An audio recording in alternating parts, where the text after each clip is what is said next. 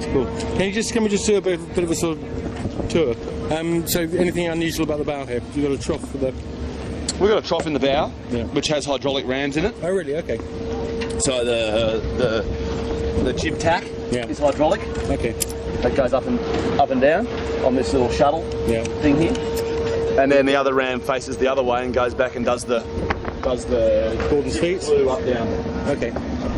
Comes out through here and splits down the boat, and that goes into the jib up downs. Right, gotcha. Oh, great, so we've got the tent on there. While we were talking up here, they put the tent on. Cool, so you've got slap-back spreaders.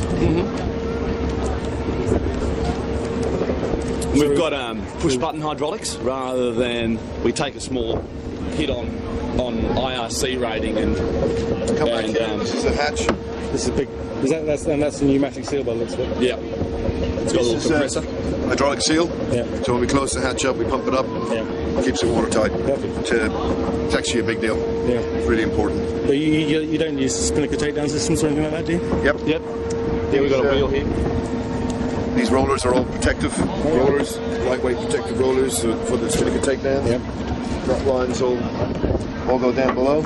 We don't use string drops offshore. Yeah. We do it the old-fashioned way. Yeah. It gets fired off a Martin breaker. Yeah. And just gets taken down. Yeah. But for inshore, we go straight into all the string drops. As you can see downstairs, we're full of all delivery stuff because the boat will be heading back to Sydney. Yeah. So it's a bit of a mess down there. This cutout here goes in and out. That's for spinnaker staysails inshore. Oh, right, okay. So the spinnaker staysail is actually set up and hooked on. So we come around the top mark, hatch is drawn open, you connect the halyard to it and hoist it. At this we can have the hatch closed, going upwind again to stop water getting downstairs. Obviously we accept a small amount of water downstairs, but there's a little nylon flap goes over this, which seals against the actual staysail, which is connected forward. Oh, that's good. So it just helps set the staysail as you finish setting the hoist. You got a... How's the mast set? These blocks are all mounted on the mast. Oh, are they? Okay. So this is a chock on the rig. Right. And when you jack and de-jack, we put shims in the bottom of the mast for different rig setups. These all go up and down. We move this from 2.2 degrees to 4.2? 4. So from 2.2 degrees to 4 degrees of rake. Right. It has full movement. And of course the ability to go up and down as well. Yeah. So prior to the start of any particular inshore race, we have more than half a dozen different rig settings. Wow. Depending on the conditions, sea state, wind speed. So we're always basically looking for as much rig as we can carry, but also as much rig tension as we need so we can soften or stiffen the rig to suit those conditions, which is quite a big plus inshore. Offshore, obviously, we have an offshore setting, which we just go to, which is 2.5 degrees of rake and max jack, and that's just our offshore setting. We never play with it. Yeah. Offshore, you got to be able to understand everything. So we creep underneath the tent here. Tent. This is an Australian thing, pretty much. De rigueur. You need one of these if you're down here. There's a lot of sunshine. There is, yes. And it makes working on the boat and tidying up and doing all that sort of stuff pretty simple. Slide down. Jib cars, hydraulic in and out. All goes in under here. Just a neat, tidy system. Yeah. Then you got the outpush goes forward. Yeah. They're longer probably than they need to be, but again that's offshore related. Yeah. So, yeah, in terms of inshore, that would be very much smaller, maybe half the size. Yeah. Because it's an offshore boat, not on the beach.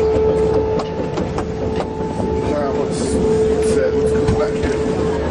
The owner. The owner. Mr. Ainsworth. Exactly. Hello. So we're just doing a bit of a guided tour. Okay, yeah, no For problem. the daily sale. So this is all pretty standard, isn't it? Yeah, the only thing that's different is we've got a powered mainsheet winch. Oh, right. And the motivation for that is so that when you're offshore, you don't have a guy standing here winding the handles all night.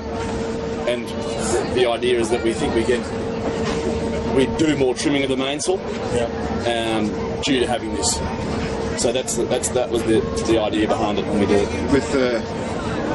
With the more straight left asymmetric shoots, you tend to not trim them as much as you would we'll call it traditional spinnaker. Yeah. You know, you end up driving to it, and actually the main sheet gets probably more work than the spinnaker. So yeah, we've got a grinder or two taking on small adjustments on the chute, but the driver is actually driving the boat to the spinnaker. He can bear away much quicker than a grinder can grind it in. So it's all like you sell multi-hulls.